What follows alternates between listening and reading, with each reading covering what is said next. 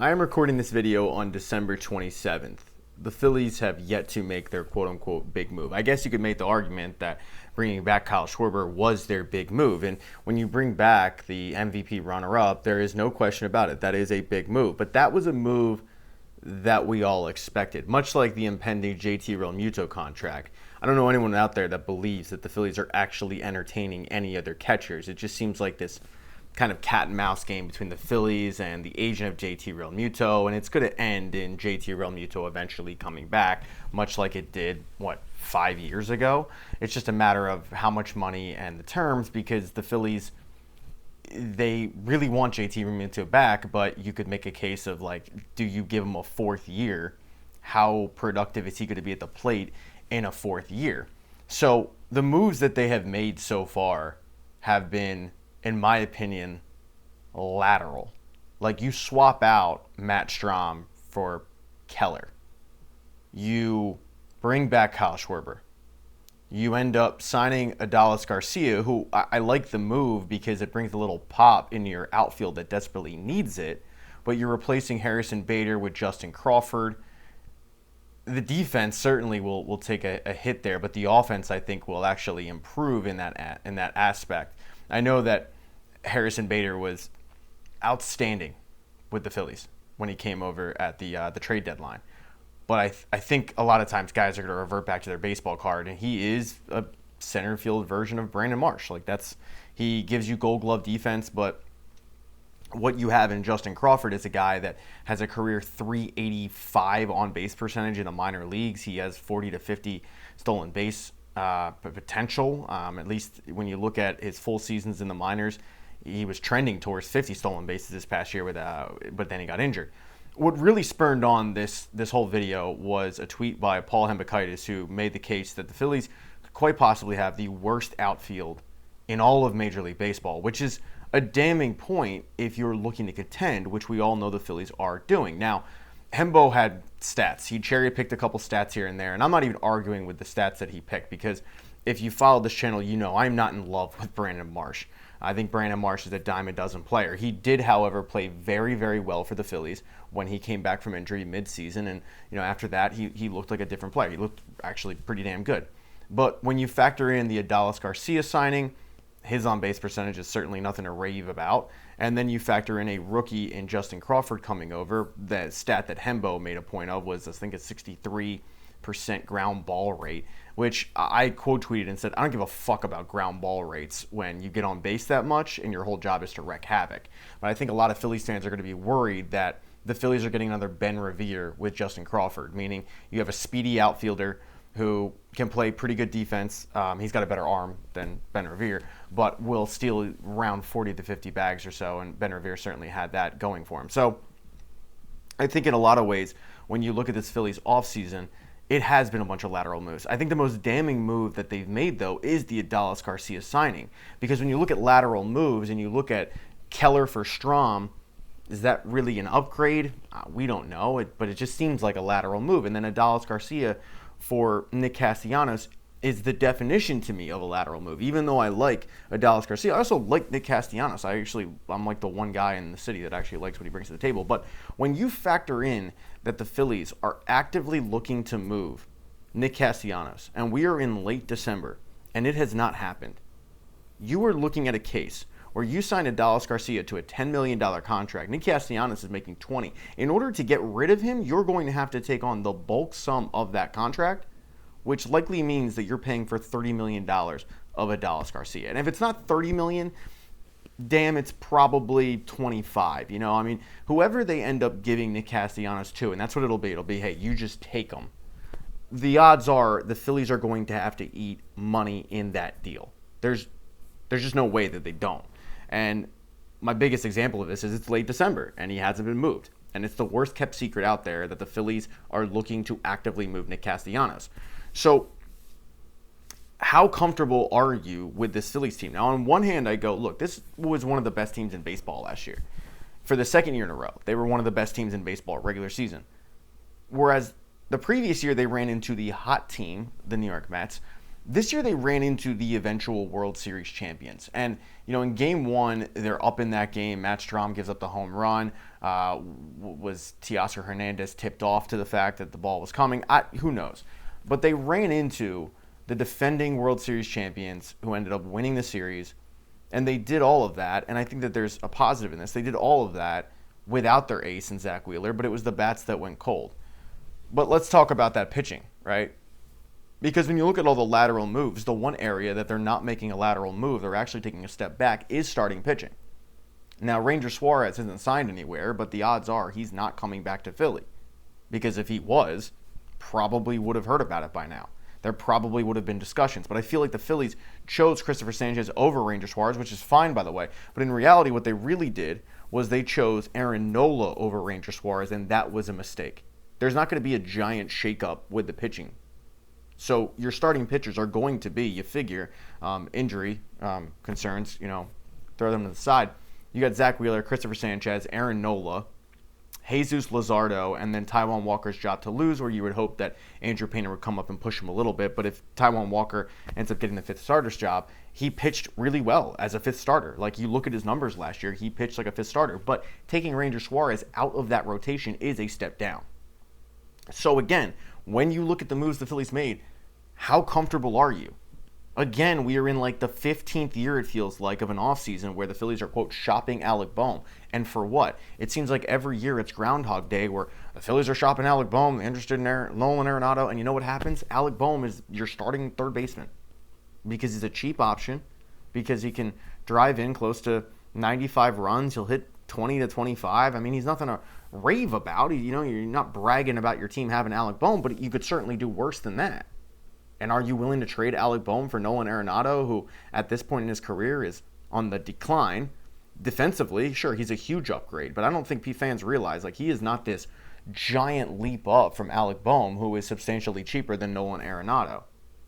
You could have made the case that maybe the Phillies get involved in Murakami, but when you see Murakami signed with the Chicago White Sox on a 2-year deal, you realize that not a lot of teams were banging down the door of Murakami, probably because they were worried about his stats against fastballs over like 96 miles an hour. Okay, the Phillies are involved in Imani, the Japanese pitcher coming over. Well, they've never had luck with Japanese players. They've been involved with them. They've wanted to talk to them. They've gotten denied by them. And it just seems like every year it's the typical teams involved with the Japanese players. You've got New York, you've got Boston, you've got the Dodgers, the Padres, the Mariners, and the 2 Chicago teams. And other than that, like, no one really gets involved. So, again, for the umpteenth time in this video, they've made a bunch of lateral moves. How comfortable are you? Because when I really think about it, and I like the Adolis Garcia signing on paper, I had to take a step back and go, yeah, but was that a move for the sake of making a move? Like, would I rather have Nick Castellanos out there? Adolis Garcia is going to give you a better defense because Nick Castellanos wasn't very good defensively. He's one of the worst right fielders in the league, even though he works on it. I can work on jumping out the gym, but my 5'3" frame is going to prohibit me from ever being in the NBA, and I think that's the problem with Nick Castellanos. He can work at it, but it's just not happening. So is it worth it, though, to have that trade-off of we're going to give you a $10 million deal at Dallas Garcia, knowing that we're probably going to have to eat $10 to $15 million of Nick Castellanos, if not all of the money with Nick Castellanos. They won't have to eat all of it, but they'll eat a substantial chunk in order to get, hopefully, your 35 plus home runs back, because if we don't get that, you're looking at probably 3 to 5 from Justin Crawford, maybe 20 from Brandon Marsh if he has a full healthy season where he plays all the games and he runs into a couple. So power-wise, I do think that they have one of the worst outfields in the league. They have the farm system to go out there and address at the deadline if they have to. But yeah, when I really take a step back and I look at this offseason, I go, look, the Phillies are a really, really good baseball team. They're going to have JT Realmuto back at catcher. We just don't know the terms yet. Bryce Harper at first base. Bryson Stott at second base, who you can make an upgrade there for sure. Shortstop is going to be Trey Turner, obviously, who had a phenomenal year last year. Alec Bohm at third. Left field is going to be Brandon Marsh, who I think that's his natural position. He plays a really good left field. He's horrible at center field. Center field will be Justin Crawford, at Adolis Garcia in right field. That is a very, very good lineup, and they should, once again, contend. They should be in October. But is it good enough? Did the Phillies just make a bunch of moves for the sake of making moves? The Matt Strom deal definitely seemed like it, although they did get younger, and they swapped out Keller, and if the pitcher they got in the Matt Strom deal, whose name I completely butchered in that video, if he ends up turning into a serviceable pitcher, then they won the deal, no doubt about it. Because Matt Strom's in the last year of his deal, and I made a whole video about that, and I'll pin it up here somewhere.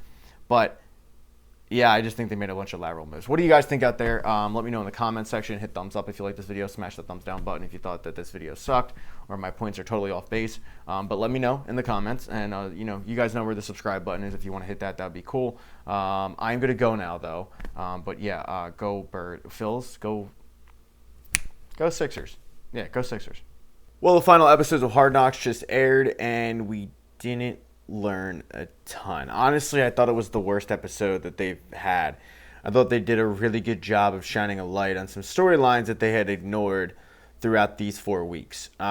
Mainly the biggest storyline they've ignored, and I as an Eagles fan didn't even really notice it because it's just not really my team. It was one of those stories that you would see on Twitter, but you would just kind of move on. But if you were a Giants fan, you certainly saw it was the poor performance from Abdul Carter leading up to this. I mean, you got a show that is following around teams, ignoring a giant storyline. The number 2 overall pick, not living up to the hype, but not only that, like not being mature enough and never touching on it. I felt like that was a miss. And then with the Eagles game, I mean, the biggest gripe I have is they completely ignored the storyline of Jake Elliot missing 3 field goals. I watched that entire episode, and I'm waiting to see his reaction, the sidelines reaction, Nick's reaction, all of it. Did his field goals end up mattering in that game? No, it didn't. But it was still a huge storyline. And it was still a gripe that a lot of Eagles fans had. And to ignore it, I felt like it was doing a disservice to the viewer. Focusing on the Christmas album and all that. Like, that's cute, okay? And I laughed just like everybody else. But at the end of the day, I am here for the in-game football storylines. And I feel like I did not get them, at least in this particular episode. I felt like I had gotten it pretty much every week leading up, where I could at least take something from the episode as a fan. I could go, oh, I like this, I like that. And there wasn't a ton. I mean, the biggest thing that I took from this episode was like every team kind of has a vibes guy. I don't know who the Eagles vibes guy is. They feel like they kind of tried to play it out like it was Jordan Mailata, but like obviously Turpin on the Dallas Cowboys, and you've got Jameis Winston on the Giants. And I guess that's what their whole thing was like, hey, these two teams, they don't really have a shot. Dallas's shot is very minuscule. I mean, obviously, like every team has that. You're at a 53-man roster. I guess I was, impressed by some of these teams like the Commanders, who didn't really have a shot, and like the Giants, and like keeping spirits high throughout the week and not being all doom and gloom. Because let's be real, as fans, when the team loses, it can carry with us throughout the work week. We're thinking about it, we're talking about it. To see these guys who are actually living it not be doom and gloom, I actually kind of liked. I know some fans might be pissed off about it, like, hey, you need to be pissed off as much as I'm pissed off. Sometimes I completely understand that logic, but in a lot of ways, like, I was impressed by Dak Prescott going up and actually meaning it when he was saying, hey, these people take care of us. We're going to take care of them for Christmas. Like, you need to donate. I was impressed by that leadership. But back to the Eagles, I didn't think we learned a ton. I mean, it's unfortunate because one of the big storylines of this episode was Jordan Mailata, and every Eagles fan knows the Mailata story. Like, Disney's probably making a script for it as we speak.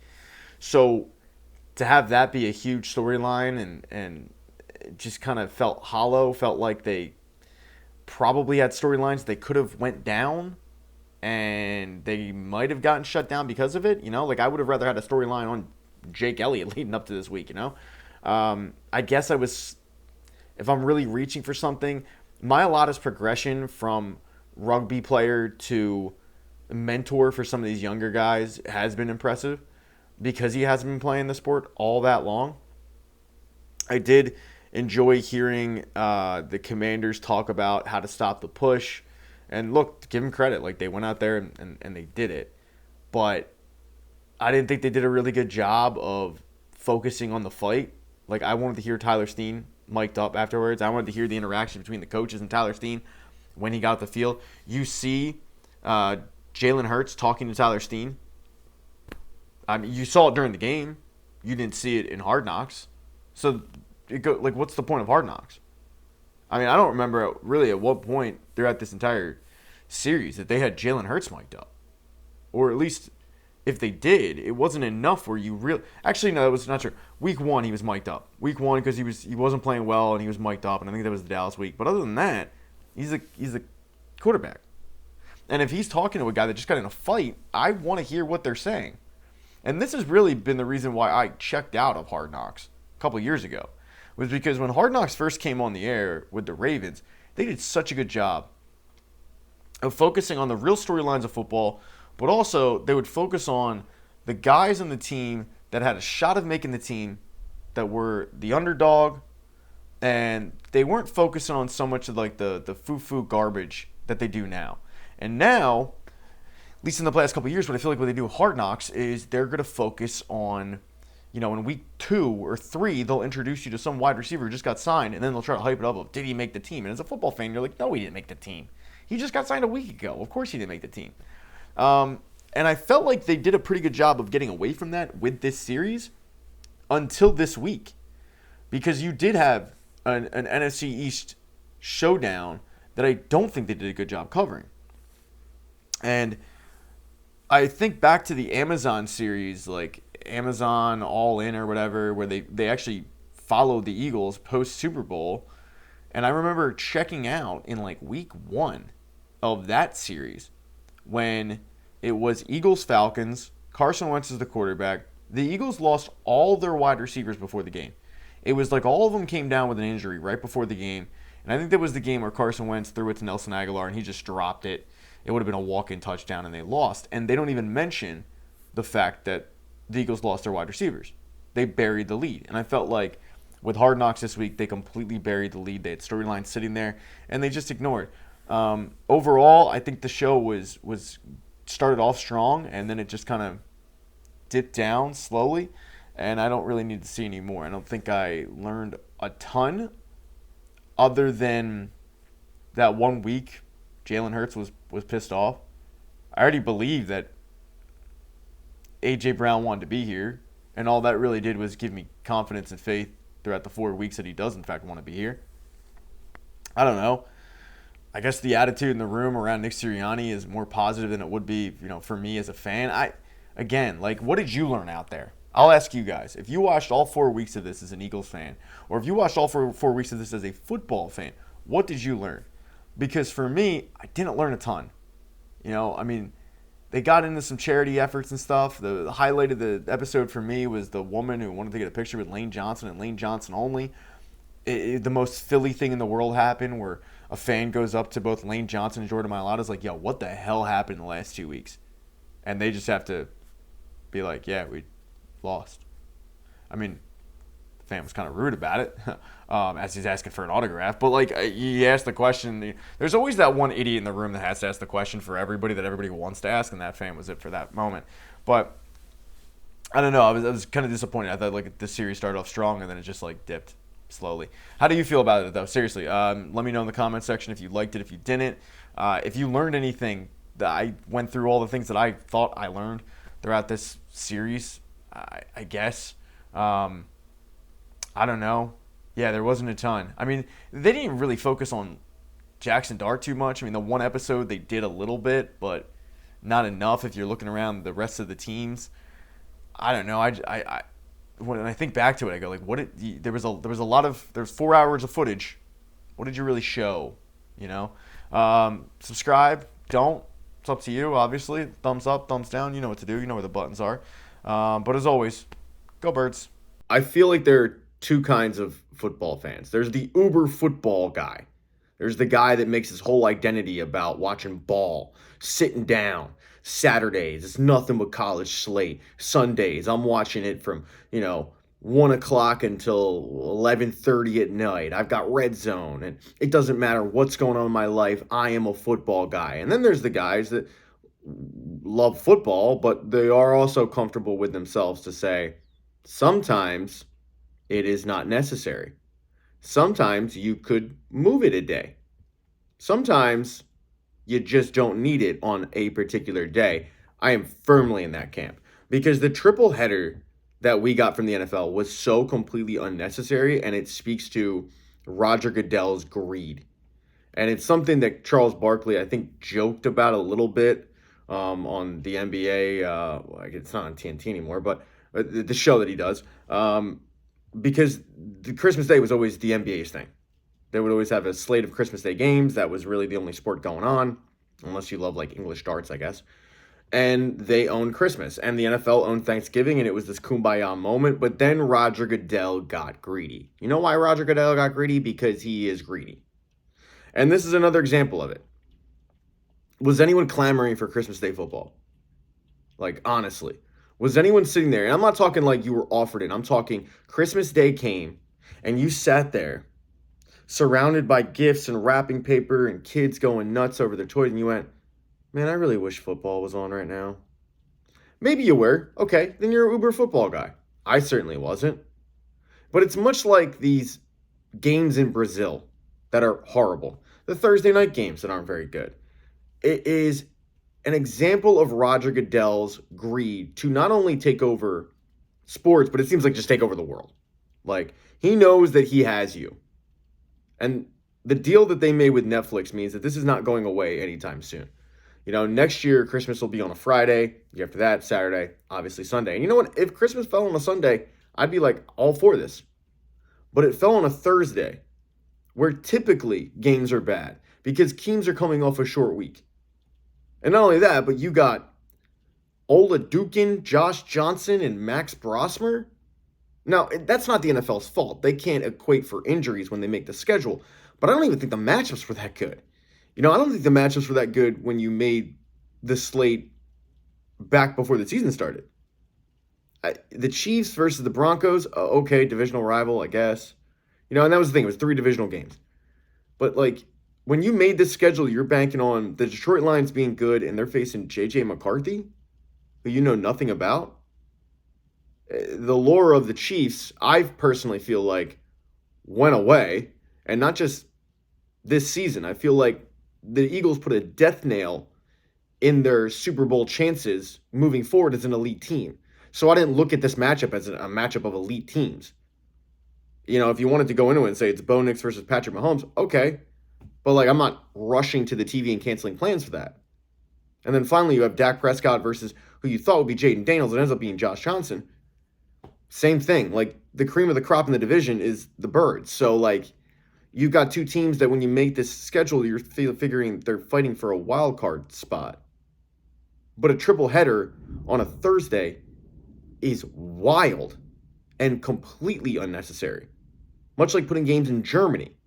But hey, you got to grow the global brand, right? So we're going to take away a game. We're going to put it in Germany. Nobody in Germany cares. Nobody's asking for it. Nobody wants it. But damn it, Roger Goodell needs to make that money. And it's just, to me, it's overkill and annoying. I love football. Don't get me wrong. Thanksgiving comes around. I'm all for it. But to have football on Christmas, to me, is completely and utterly unnecessary. And look, maybe I am off base with this, and I'm sure I'm going to have some football guys in the comment section be like, LOL, I guess bro doesn't love football. Yeah, I don't know. I guess not. Like, to me, at some point, you just need to take a step back and go, I don't need a full day when you're getting the Saturday game starting up. But they already started up. And then obviously you have a full slate on Sunday. Like, I have other interests going on. And this is coming from a guy that I spent a few hours with the kids, enjoying some time there. But other than that, like, I went home and chilled. Like, it wasn't like I had to go from party to house and all that. I can only imagine if you were one of those guys, if you had a full slate of things to do on Christmas because, I don't know, either you want to or your wife's getting on you or you just had, you just trying to be an adult and you didn't have all those hours to dedicate to watching football that you normally put aside for a Saturday or a Sunday. But the NFL decided, no, we're just shoving it down your throat. And again, the ratings will be great. Because if you were at a party or if you were at, your grandma's house, of course you put on the game, but how many people are like actually paying attention to it?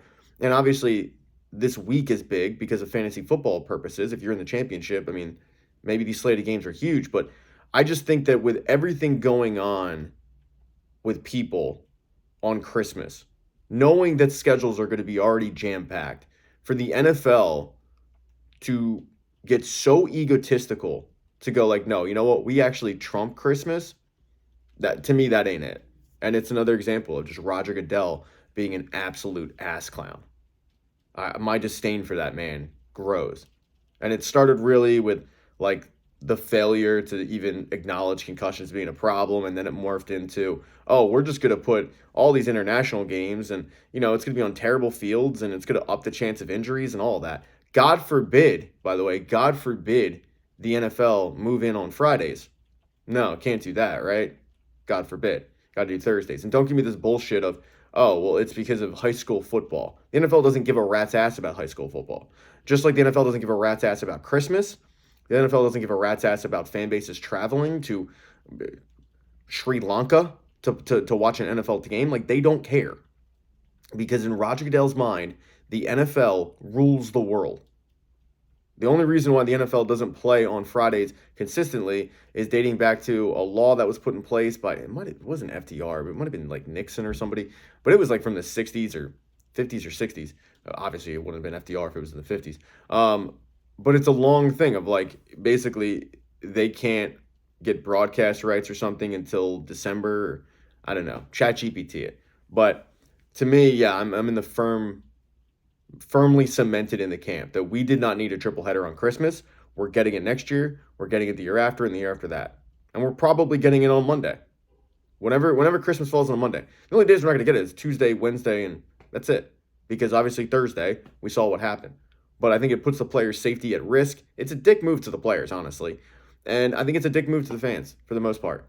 Because you're not actually able to, I feel like, really, really focus on the game. You have other priorities. I think most people have other priorities. If you don't, hey, good for you. Let me know what you think, though. Are you in team, this is great, I want more games on Christmas and all that? Or are you of the camp of, like, we didn't really need this was unnecessary? Let me know in the comment section. Hit thumbs up, hit thumbs down. You guys know where those buttons are, as well as subscribe. You guys know where that button is. And as always, go Birds. Well, if there's one thing we can take out of Saturday night's win, I almost said Sunday, Saturday night's win against the Commanders that saw the Eagles clinch the NFC East, is that they might have a kicking problem, maybe.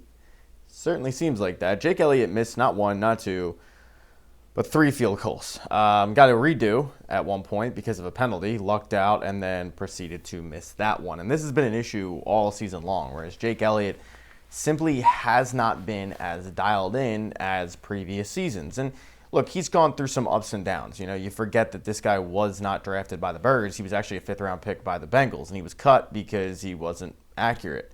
Eagles end up picking him up. He ends up drilling a 61, 62-yard field goal against the Giants to win it, and the rest has really been history, where he has been their kicker since then, earning a large salary, earning contract extensions, and by the way, pretty much deservingly so. But every time that Jake Elliott has had struggles, and this is not the first time in his career, he has kind of been bailed out by that contract. A couple years ago, and I don't remember the exact year, but like it was weird because he struggled like 25, 30 in, but then everything else he drilled. And then this year it's just been across the board really, where you look at it and you go like, there is an issue. I mean, there's a real case to be made that Jake Elliott is the worst starting kicker right now in the NFL. Just based on numbers alone, based on the percentages, he is well below the league average in terms of accuracy, in terms of, hitting these field goals that he has paid a lot of money to hit. So naturally, when the game ends, you've got a lot of fans during the game, after the game, saying, when are kicking tryouts? Because I think if there's one position in all of sports that might be the easiest to fill, it is probably kicker and punter. There's only 32 of them. So there's a lot of guys in the streets who are really, really good. They just don't have a job because there's only 32 jobs available, and teams aren't going to have a second kicker and a second punter. So naturally, when a fan base sees a kicker struggling or a punter, hey, when are tryouts? because it is the one position that you could easily just swap in for. Hell, the Eagles did it, right, with Jake Elliott the first time, 9 years ago. And then you've got Nick Sirianni coming out and saying, and I actually correctly predicted this on my live stream, saying, "Oh, we have all the confidence in the world of Jake. Jake has hit, big field goals for us in the past, and we're confident he'll do it again. And no, our faith is there in Jake. We believe in him. And yada yada yada yada yada." Here's the reality of all of it. Here's why there aren't kicking tryouts. Here's why they brought nobody in to try out. It has nothing to do with their faith in Jake Elliott. It has nothing to do with the fact that years ago he hit big kicks in the playoffs. He's, basically like clinched them Super Bowls in some ways by putting games out of reach with his leg. He's been extremely accurate in the playoffs. None of that matters. I mean, Jake Elliott said post-game, we are in a results-based industry. I'm not giving you the results you probably need. There's one thing saving Jake Elliott. $10 million. That's not his contract. That's his dead cap hit. And no team, there is not one team in the NFL that is going to go into next season with a $10 million cap hit because of a kicker. It's just not going to happen. Now, in fairness, I don't know what the post-June 2nd cut is. But if you were somebody that wanted a new kicker, if you were somebody that was clamoring for them to try out, and I'm not here to tell you that you're wrong on that because I watched what you watched. The guy just seems like something's off, and he said it wasn't mental. He says he feels fine. He said it'd be easier to fix that way if it was mental and it's not physical and all that, so he doesn't really know what it is, which is even more of a problem. But so if you're somebody that wanted them to try out kickers and you're frustrated by this, your only hope was that they were going to come up with some phantom injury where they were going to say, Jake tweaked something and we're going to shut him down and we're going to bring in this guy for the playoffs or the last two games. And then maybe you could explore a post-June, cut where maybe the dead cap wouldn't be as much. But as it currently stands, the dead cap being $10 million, Jake Elliott will be your kicker next year. So that's really the nuts and bolts of it. It's very similar to like when people ask me, "Oh, will A.J. Brown be on the team next year?" Look at his dead cap. Yeah, he'll be on the team next year. And by the way, he's playing at a high level. We're talking about a guy that's not playing at a high level. He's played at a high level in the past. But as he will tell you, this is a results-based industry. He's not giving them what they need. But he's bailed out by his contract. He's bailed out by the dead cap. Because if Jake Elliott's dead cap next year was $1 million, maybe a little less than that, okay, the Eagles would have no problem bringing in people. Not one bit. But it's a lot of money for a kicker. So no team is going to swallow $10 million. You're just going to go, look, we hope to God that he gets it right. It's really all we can do. He is bailed out by his contract. A contract, by the way, once again, that he earned, but a contract. You just hope to God that he can somehow fix it, get it right by the playoffs, because they have needed him in the past. And he has come up clutch, but it's hard for me to sit here and go, oh, I feel really good about him heading in the playoffs this year, just because in the past he has been able to hit big kick after big kick in the past. It's not the past, it's this year. Now, if I'm being fully transparent, I don't think this is their year. And I think you'd probably say the same thing, right? Like, even after the last 2 weeks, you beat two teams that have combined 6 wins. It's hard to be like, they're back.